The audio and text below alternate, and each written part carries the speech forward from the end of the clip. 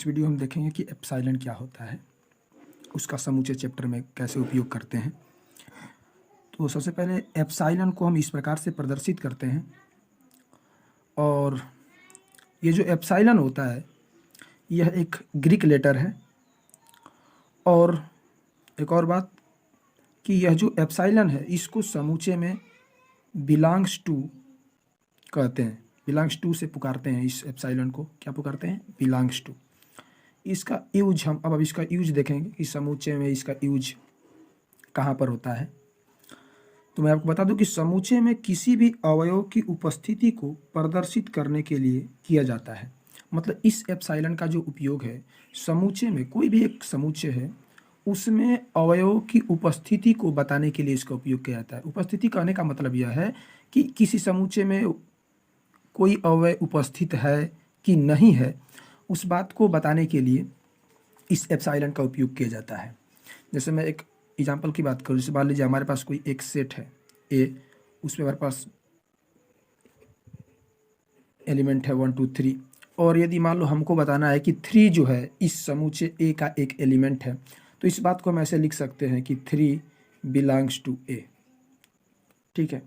यदि मान लो नहीं बताना हो, जैसे अभी कहें कि इसमें 7 ए में 7 कोई एलिमेंट तो नहीं है ना, तो इसको हम इस बात को ऐसे लिख सकते हैं कि 7 नॉट बिलोंग्स टू ए। देखो पढ़ते किसे हैं? 3 बिलोंग्स टू ए और 7 नॉट बिलोंग्स टू ए।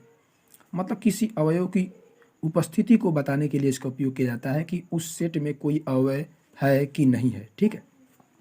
इसका उल्टा भी समझ सकते हैं कि मान लीजिए जैसे हमारे पास ऐसे मान लो लिख दिया है कहीं पर कि 4 बिलोंग्स टू बी, तो इसका मतलब आप क्या समझते हैं? 4 बिलोंग्स टू बी का मतलब आप क्या क्या अर्थ निकाल सकते हैं? 4 बिलोंग्स टू बी का मतलब आप समझ सकते हैं कि कोई भी एक समूचे बी है उसमें एक एलिमेंट 4 है, या इस तरह से भी बोल सकते हैं कि समूचे बी में 4 उपस्थित है। दोनों बातें एक ही है। तो आई होप आपको समझ में आ गया होगा कि बिलोंग्स टू का उपयोग कहाँ पर होता है समूचे चैप्टर में। जैसे एक मैं और एग्जाम्पल ले सकता हूँ। जैसे मान लीजिए हमारे पास कोई एक बी सेट है, उसमें हमारे पास एलिमेंट हैं क्या 3 4 5 और 6, और मैं आपसे पूछूं कि आप मुझे बताइए कि इसमें से कौन सा सही होगा। जैसे मैं आपसे लिखूं कि 6 बिलोंग्स टू ए, और एक ऑप्शन ये है, और दूसरा हमारे पास ऑप्शन है कि 7 बिलोंग्स टू ए। कौन सही होगा इसमें से? तो इसमें से ये वाला ऑप्शन सही होगा। क्यों? क्योंकि यह बता रहा है कि ए में 6 नहीं सॉरी, यहाँ पर बी सेट है। तो इसमें से कौन सा ऑप्शन सही होगा? पहला वाला। क्यों? क्योंकि इसमें प्रदर्शित कर रहा है कि 6 जो है वो बी का एक एलिमेंट है, तो ये वाला सही होगा। क्योंकि 7 तो इसका एक एलिमेंट है ही नहीं, तो ऐसे नहीं लिख सकते। अगर उपस्थिति को दर्शाना है तो ऐसे दर्शाते हैं, अनुपस्थिति को दर्शाना हो तो ऐसे कट कर देते हैं केवल एप्सिलॉन के साइन के ऊपर। तो ऐसे ही मतलब इसका उपयोग यही होता है कि किसी भी समूचे में किसी अवयव की उपस्थिति को बताने के लिए इसका उपयोग करते हैं कि उसमें कोई एलिमेंट उपस्थित है या नहीं है। ठीक है ना? हाँ, तो मैं चाहता हूँ कि मैं आपका एप्सिलॉन को एक और उपयोग बता दूँ कि ये जो एप्सिलॉन है इसका प्रयोग अलग अलग चैप्टर में अलग अलग रूप में होता है। जैसे मैं आपसे बात करूँ कि अभी आपने पढ़ा कि समूचे में इसका उपयोग कैसे होता है। जब आप कैलकुलस पढ़ेंगे ना, तो कैलकुलस में इसी एप्सिलॉन का उपयोग जो होता है वो स्मॉल पॉजिटिव रियल नंबर को प्रदर्शित करने प्रयोग होता है जो टेंस टू 0 हो। मतलब कहने का मतलब कि जैसे छोटे छोटे 0.001, इससे भी जो टेंस टू 0 की ओर अप्रोच हो वो पॉजिटिव रियल नंबर हो, जैसे 0.0001, इन सारी संख्याओं को भी प्रदर्शित करने के लिए इस एप्सिलॉन का उपयोग होता है। लेकिन कहाँ पर? कैलकुलस में।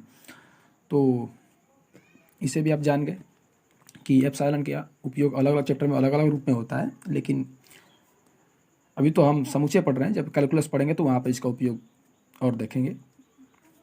हाँ, तो मैं एक चीज़ आपको और बता दूं कि जैसे ये तो बात हो गई। दूसरी बात यह है कि हमने आपको पीछे के लेक्चर में बता रखा है कि आप किसी भी समूचे को कैसे नोटेशन देते हैं। तो आप बताया था कि किसी भी कैपिटल लेटर द्वारा A to Z, किसी भी कैपिटल लेटर द्वारा उसे प्रदर्शित कर सकते हैं। लेकिन एक बात को याद रखिएगा कि मान लीजिए यदि मान लो वो पूरे, जैसे मैं आपको यहाँ पर लिस्ट बनाऊँ, लिस्ट ही दिखा देता हूँ। जैसे मान लीजिए कि अगर वह पूरा नेचुरल नंबर का सेट हो तो उसको खास तौर से कैपिटल N द्वारा प्रदर्शित करते हैं। पूरे यदि होल नंबर का सेट है तो उसको कैपिटल W द्वारा प्रदर्शित करते हैं।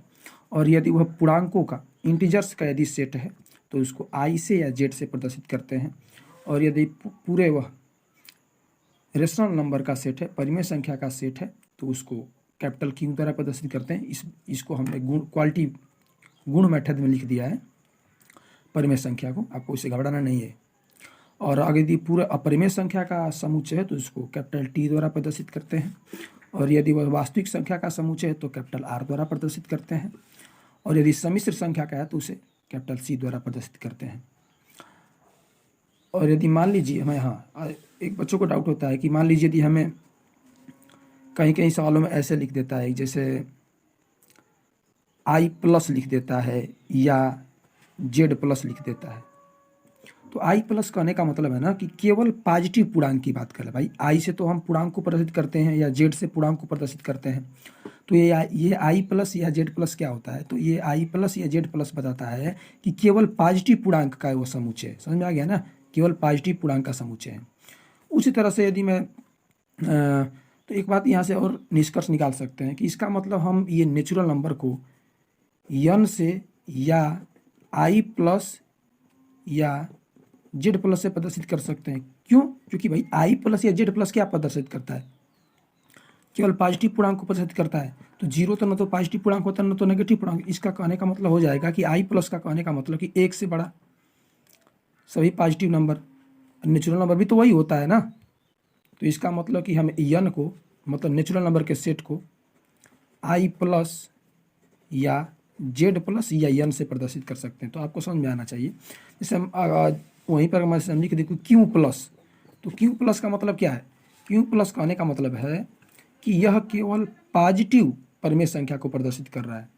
तो आइए आपको अगर मान लो माइनस लगा दें यहाँ पर Q माइनस, तो इसका मतलब यह जो चीज़ है यह केवल नेगेटिव परिमेय संख्या को प्रदर्शित कर रहा है। तो आई होप आपको समझ में आ गया हो कि यदि प्लस लगाए तो इसका मतलब क्या है, नेगेटिव लगाए तो इसका मतलब क्या है। तो ये कुछ इंपॉर्टेंट नोटेशन थे। यहाँ पर जो हमने पीछे बताया था कि आप समुच्चय को किसी भी अंग्रेजी के लेटर द्वारा प्रदर्शित कर सकते हैं, तो वो गलत नहीं है। मतलब यहाँ पर एक विशेष बना दिया गया भाई कि नेचुरल नंबर को कैपिटल N से प्रदर्शित करेंगे, ठीक है ना। वो चीज़ वही बात है, गलत नहीं है पीछे की चीज़ जो आपने पढ़ी है। यहाँ पर केवल एक बता दिया गया कि आज के बाद कि अगर नेचुरल नंबर का सेट है तो उसको कैपिटल N द्वारा प्रदर्शित करेंगे। उसी तरह ये बाकी चीज़ें हैं, ठीक है ना।